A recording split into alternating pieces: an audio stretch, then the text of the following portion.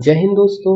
आज हम एक नए जिले के बारे में बात करने वाले हैं, एक नई तकनीक के साथ। छत्तीसगढ़ के सबसे पूर्वी जिले की हम बात करने वाले हैं। जी हाँ, इसकी जशपुर की। तो जशपुर जिले के बारे में यदि हम बात करें तो शुरुआत होती है 1905 से, जब जशपुर जिला जो है बंगाल प्रांत का हिस्सा रहता है। लॉर्ड कर्जन बंगाल का विभाजन करते हैं और बंगाल का विभाजन करने के बाद जशपुर समेत 5 देशी रियासतें हमारी मध्य प्रांत के हिस्से बनती हैं और छत्तीसगढ़ से संबलपुर को अलग कर दिया जाता है। तो छत्तीसगढ़ में जशपुर जो है 1905 में शामिल होता है। यदि बात की जाए इसके स्वतंत्र जिला बनाने की, तो स्वतंत्र जिला ये बनता है हमारा 1998 में। इसका मात्र जिला है रायगढ़। तो रायगढ़ मतलब आप देख सकते हैं नीचे की तरफ आपको दिखेगा, रायगढ़ जिला जो है, रायगढ़ जिले से काट के जशपुर जिले को बनाया जाता है। अभी हम बात करते हैं जशपुर जिले के सीमावर्ती क्षेत्रों के बारे में या सीमावर्ती राज्य और जिलों के बारे में।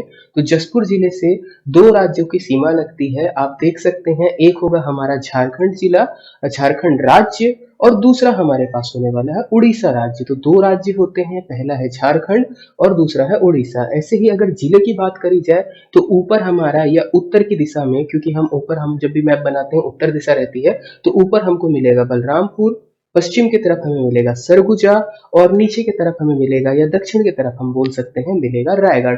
तो जो जशपुर की जो बनावट है कुछ इस प्रकार से है कि जशपुर जो है हमारे दो राज्यों से घिरता है और 3 जिलों से घिरता है। जशपुर पे यदि हम आगे बढ़ते हैं तो आगे की तरफ हम बढ़ते हैं और स्टार्ट करते हैं एक हाईवे के बारे में। तो नेशनल हाईवे नंबर 43, ये जो हाईवे है हमारा अंबिकापुर से गुमला होकर आता है या अंबिकापुर से गुमला जाता है। इसके बारे में यदि बात की जाएगी तो ये वही वाला रोड है जो हमारा कटनी से होते हुए शहडोल, शहडोल से मनेन्द्रगढ़, मनेन्द्रगढ़ से बैकुंठपुर, बैकुंठपुर से हमारा सूरजपुर, सूरजपुर से अंबिकापुर, अंबिकापुर के बाद ये जशपुर होते हुए गुमला जाता है। National highway 43। नेशनल हाईवे 43 पे यदि हम बढ़ते हैं तो जशपुर जिले की हमको 4 तहसीलें मिलेंगी। तो 4 तहसीलें हम जल्दी जल्दी निकाल लेते हैं इनमें से। तो जो 4 तहसीलें हैं जो नेशनल हाईवे 43 में पड़ती हैं, एक है हमारी पत्थलगांव, फिर होती है हमारी कांसाबेल, कांसाबेल के बाद आती है कुनकुरी, और कुनकुरी के बाद आती है हमारी जशपुर नगर। तो ये 4 तहसील हैं जो हमको as it is national highway 43 पे मिलने वाली है। जशपुर जिलों की अन्य तहसील की बात की जाएगी तो नेशनल हाईवे 43 के दाहिने तरफ, या आप ऐसे बोल सकते हैं नेशनल हाईवे 43 के दक्षिण दिशा की तरफ 2 तहसील मिलेगी। एक होगी फरसाबहार और दूसरी होगी तुलतुला।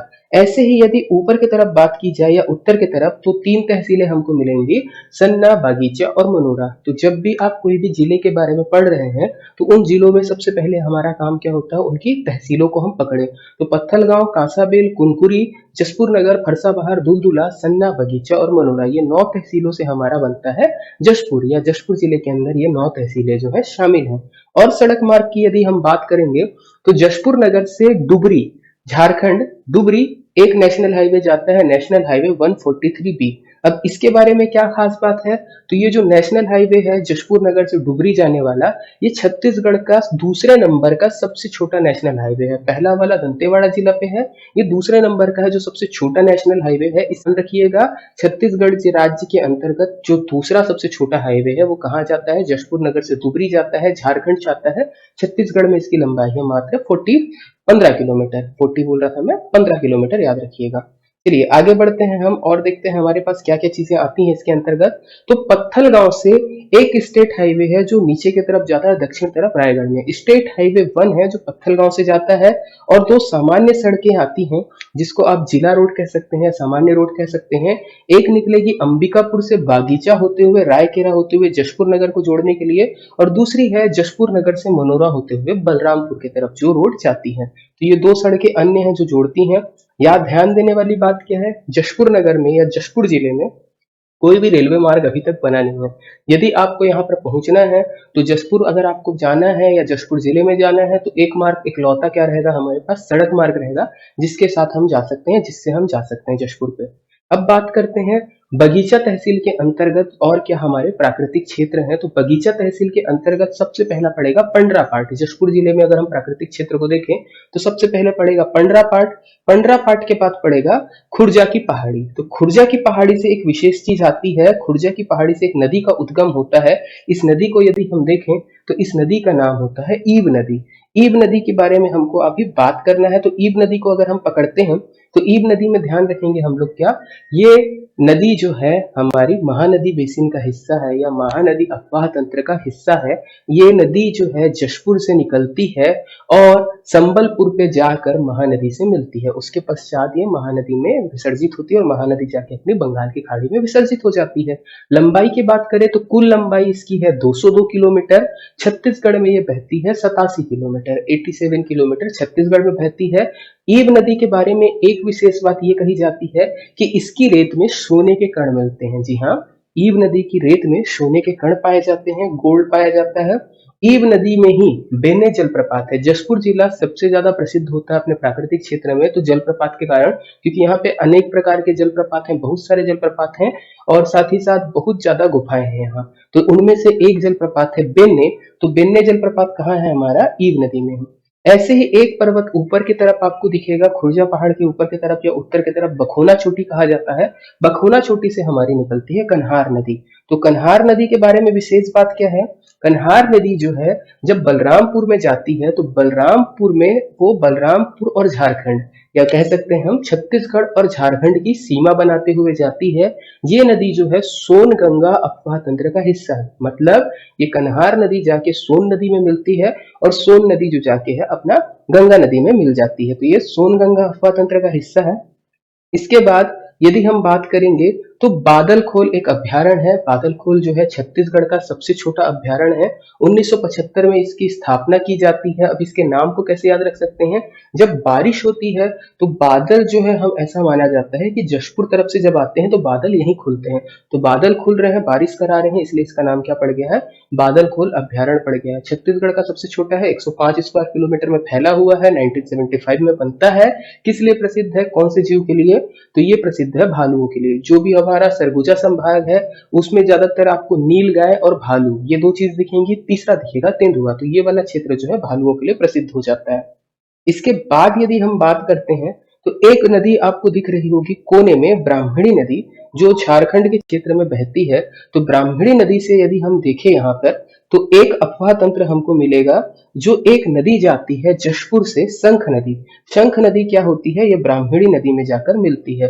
तो ये जो है तीसरा एक अफवाह तंत्र है जो हमारा यहाँ पर दिखता है। तो जशपुर एकमात्र आपको ऐसा जिला देखने को मिलेगा जो 3 अलग अलग अफवाह तंत्र का हिस्सा होगा। एक अफवाह तंत्र हमारा क्या है? तो एक हमको मिलता है महानदी अफवाह तंत्र का हिस्सा जिससे हमारी जुड़ी है ईब नदी, सोन गंगा अफवाह तंत्र का हिस्सा जिससे जुड़ी है हमारी कन्हार नदी, और तीसरा होता है ब्राह्मणी अफवाह तंत्र का हिस्सा जिसमें जशपुर जिले से निकलने वाली एक शंख नदी ब्राह्मणी नदी में जाकर मिलती है। तो ये पॉइंट जो है हमारे लिए इंपॉर्टेंट हो जाता है, परीक्षा के लिए इंपॉर्टेंट पॉइंट है। आगे यदि हम बढ़ेंगे तो जशपुर जिले के अन्य जलप्रपातों की बात की जाए तो जो इंपॉर्टेंट है उनके नाम हम देखेंगे। तो राजपुरी एक है, इसके अलावा दमेरा है, दमेरा के बाद रानी दाह है और खुड़िया रानी है। ये सारे जलप्रपात आपको जशपुर नगर तहसील के अंतर्गत मिलेंगे। जशपुर नगर तहसील में ये सारे जलप्रपात आपको मिलने वाले हैं। आगे यदि हम बढ़ेंगे तो एक हमको क्या मिलने वाला है? कुनकुरी। तो कुनकुरी में यदि हम देखेंगे तो 2-3 चीजें हमको फेमस मिलने वाली है। तो कुनकुरी के बारे में बात करेंगे तो कुनकुरी जो है एशिया का सबसे बड़ा कैथोलिक चर्च यहाँ पे आपको मिलेगा और साथ ही साथ यहाँ पे क्या मिलेगा? शुकर प्रजनन केंद्र मिलेगा। तो कुनकुरी के बारे में ये पॉइंट इंपॉर्टेंट हो जाता है हमारे लिए। इसके बाद आगे बढ़ते हैं किलकिला घाटी। तो किलकिला घाटी जो है पत्थलगांव तहसील के अंतर्गत आएगी। किलकिला घाटी एक पर्यटक स्थल है जहां पर शिव जी का मंदिर है। तो शिव जी का मंदिर, पर्यटक स्थल, किलकिला घाटी, पत्थलगांव तहसील। फिर क्या है? लोरो घाटी। ये भी एक पर्यटक स्थल है। ये भी कहाँ है? हमारा पत्थलगांव तहसील के अंतर्गत है। पत्थलगांव तहसील के अंतर्गत एक क्षेत्र है लुड़ेग। लुड़ेग में आपको दिख रही होगी टमाटर की फोटो। ध्यान रखिएगा, लुड़ेग किस लिए प्रसिद्ध है? मैं हट जाता हूँ, लुड़ेग आपको दिख जाएगा। लुड़ेग किस लिए प्रसिद्ध है? तो लुड़ेग प्रसिद्ध है टमाटर की खेती के लिए। यहाँ पर टमाटर का उत्पादन बहुत ज्यादा होता है। टमाटर यहाँ का जो जियोग्राफी है या भौगोलिक स्थिति है टमाटर की खेती के लिए बहुत ज्यादा अच्छी है। तो किसान यहाँ पर क्या करते हैं? किसान यहाँ पर टमाटर का उत्पादन बहुत ज्यादा करते हैं। तो एक जो समस्या इस क्षेत्र में बढ़ती है या दिखती है, टमाटर का यहाँ पे उत्पादन बहुत ज्यादा हो जाता है। इतना उत्पादन हो जाता है कि जब किसान की फसल आती है तो वो फसल का जो कीमत है उनको नहीं मिल पाती। मतलब वहां पे टमाटर जो है 1 रुपए में 2 किलो तक बिकने लगते हैं। तो एक्चुअल में दिक्कत क्या है समझिएगा। यहाँ पे जो हमारे नेशनल हाईवे हैं, सड़क पहुंचने का मार्ग केवल सड़क है 43 है हमारे पास, 143B है और स्टेट हाईवे 1 है। ये 3 मार्ग से हम जो है जशपुर तक पहुंच सकते हैं। अब होता क्या है, यहाँ पर कोई इंडस्ट्री लगी नहीं है, जैसे हमारा रायपुर में या बिलासपुर में इंडस्ट्री लगी है, ऐसे यहाँ पे कोई इंडस्ट्री नहीं है। कोल्ड स्टोरेज की भी समस्या है। तो जो टमाटर की फसल होती है या टमाटर होते हैं, ये बहुत जल्दी खराब होने वाली फसलों में आते हैं यदि इनको ठीक से स्टोरेज ना मिले। तो ये जो चीजें हैं, अगर आप यहाँ पे अधिकारी बनते हो तो कोशिश करिए यहाँ पे ऐसी कोई फैक्ट्री लगा दीजिए जिससे टमाटर से टमाटर सॉस हम बना सकें, या टमाटर का कोई दूसरा प्रयोग कर सकें उसके लिए, या फिर स्टोर कर सकें, ये कर सकते हैं। या फिर हम क्या कर सकते हैं इस क्षेत्र के विकास के लिए, तो यहाँ का जो ट्रांसपोर्टेशन है उसको अच्छा कर सकते हैं, मतलब सड़कें आप अच्छी कर दीजिए कि ट्रांसपोर्टेशन जो है जल्दी जल्दी हो सके। तो ये है हमारा जो पत्थलगांव तहसील है उसके अंतर्गत क्या क्या चीजें पाई जाती हैं। फिर एक क्षेत्र आएगा तपकरा। तो तपकरा फेमस है नाग के लिए, आपको दिख रहा होगा सांप, तो तपकरा फेमस है सांपों के लिए। ईब नदी के किनारे स्थित है, नगेशिया जनजाति के लोग यहाँ निवास करते हैं। ये एक ऐसा क्षेत्र है जहां पर हमेशा हर घर में आपको सांप दिखेगा ही दिखेगा। तो यहाँ के लोग सांप को भगवान का रूप मानते हैं, सांप को नहीं मारते हैं। और नगेशिया जनजाति जिनका काम ही है सांप पकड़ना, वो यहाँ निवास करती है। तो यहाँ के लोग जो है इनका व्यवसाय भी क्या है, सांप का। तो इस क्षेत्र में तपकरा में आपको ध्यान रखना है, इसको छत्तीसगढ़ का नागलोक कहा जाता है। क्यों कहा जाता है, क्योंकि सांप बहुत ज्यादा अलग अलग प्रकार के पाए जाते हैं। अब सांप पाए जा रहे हैं तो सरकार ने यहाँ पे क्या किया है, जो सांप का रिसर्च सेंटर है यहाँ पे स्थापित करने की घोषणा की है। यहाँ पे जो है सांप के रिसर्च सेंटर को बनाया जा रहा है। की बात की जाए, कुनकुरी में आपको 2 फोटो आते हुए दिखी होगी, एक सुअर की फोटो दिख रही होगी और एक चर्च की। तो एशिया का सबसे बड़ा कैथोलिक चर्च आपको यहाँ पे दिखेगा, और दूसरे क्या दिखेगा, सुअर। तो सुकर प्रजनन केंद्र यहाँ पर जो है कुनकुरी में सुकर प्रजनन केंद्र जो है स्थापित किया गया है। हम आगे यदि बढ़ेंगे तो जशपुर नगर की तरफ आते हैं। तो जशपुर नगर 2 चीजों के लिए फेमस होता है। तो पहला है हमारा जशपुर नगर के अंतर्गत चाय के बागान, तो चाय के बागान के लिए फेमस है। और दूसरा यहाँ पर पुरातात्विक संग्रहालय है। तो जशपुर नगर के अंदर 2 चीजें मिलेंगी, चाय के बागान और पुरातात्विक संग्रहालय। फिर बलरामपुर की तरफ हम अगर ऊपर की तरफ बढ़ते हैं, बलरामपुर की तरफ जो समीप सबसे तहसील है, तहसील का नाम है बगीचा। तो बगीचा तहसील में हमको मिलेगी गुफा, एक गुफा का नाम आएगा कैलाश गुफा। तो कैलाश गुफा क्यों फेमस है, तो कैलाश गुफा फेमस है गाहिरा बाबा आश्रम के लिए। तो गाहिरा गुरु जो है या गाहिरा बाबा, उनका आश्रम है यहाँ पे। और गाहिरा बाबा कौन थे, तो ये पर्यावरण संरक्षण से जुड़े हुए व्यक्ति हैं। पर्यावरण, कल हमारा पर्यावरण दिवस था, विश्व पर्यावरण दिवस, तो उन्हीं से याद रखिएगा, पर्यावरण के लिए काम किए हैं गाहिरा बाबा। तो कैलाश गुफा उन्हीं के नाम से प्रसिद्ध कर लीजिएगा, गाहिरा बाबा के आश्रम के नाम से। फिर यदि हम आगे बढ़ते हैं यहाँ पे, तो बगीचा तहसील के अंतर्गत ही मिलेगा बाला छापर रिसोर्ट। ये बाला छापर रिसोर्ट है, बगीचा तहसील के अंतर्गत ही आता है। और बगीचा एक्चुअल में जो बगीचा तहसील है, बगीचा शहर, बगीचा किसके लिए फेमस है, या बगीचा जो जगह है वो किसके लिए फेमस है, तो नाम से ही लग रहा है बगीचा है। तो किस चीज का बगीचा है, आम का बगीचा है, लीची का बगीचा है और कटहल का बगीचा है। तो ये 3 फसलें यहाँ पे बहुत ज्यादा होती हैं, आम, लीची और कटहल। ये 3 फसलों के लिए बगीचा जो है बहुत ज्यादा फेमस है। छत्तीसगढ़ में कहाँ पे लीची का बगीचा है, तो बगीचा में है। कहाँ पे आम का बगीचा है, तो बगीचा में है। कहाँ पर कटहल का बगीचा है, तो बगीचा में है। ये चीज ध्यान रखिएगा। आगे बढ़ेंगे तो सन्ना तहसील के आसपास पड़ेगा, छत्तीसगढ़ के अंतर्गत जशपुर जिले के अंतर्गत एरिया जो है बनगांव। बनगांव क्या क्षेत्र है, तो बनगांव है यहाँ का औद्योगिक विकास केंद्र या औद्योगिक केंद्र। औद्योगिक विकास केंद्र बोल दीजिए या इंडस्ट्रियल एरिया बोल दीजिए। बनगांव किस जिले के अंतर्गत पड़ेगा, तो ये पड़ेगा हमारा जशपुर जिले के अंतर्गत। सीधा परीक्षा में क्वेश्चन आता है कि जशपुर जिले के औद्योगिक क्षेत्र का नाम बताइए या औद्योगिक केंद्र का नाम बताइए, तो क्या हो जाएगा आपका, बनगांव हो जाएगा। फिर हम आगे बढ़ते हैं, तो हमारा याद रखना है जशपुर जिला जो है पूरा पाट प्रदेशों पे बटा हुआ है। तो पाट प्रदेशों पे यदि खनिज की बात की जाए, तो सबसे ज्यादा यदि कोई खनिज पाया जाता है तो वो पाया जाता है बॉक्साइट। तो जनरली आपसे अगर बोला जाए जशपुर क्षेत्र में क्या मिलेगा, तो चांसेस है सबसे ज्यादा क्या मिलेगा, बॉक्साइट खनिज। तो अलग अलग जगह जहां पे बॉक्साइट खनिज मिलता है वो उस जगह को मैंने क्या है बी बी बी बी करके लिख दिया है। जो इंपॉर्टेंट नाम आएगा खुर्जा, खुर्जा पहाड़ी पे जो है बॉक्साइट खनिज मिलता है। ऐसे ही ये दूसरी चीजों के लिए फेमस क्या है, तो सोना के लिए फेमस है। तो जशपुर जिले के अंतर्गत 2 क्षेत्र हैं जहां सोना मिलता है।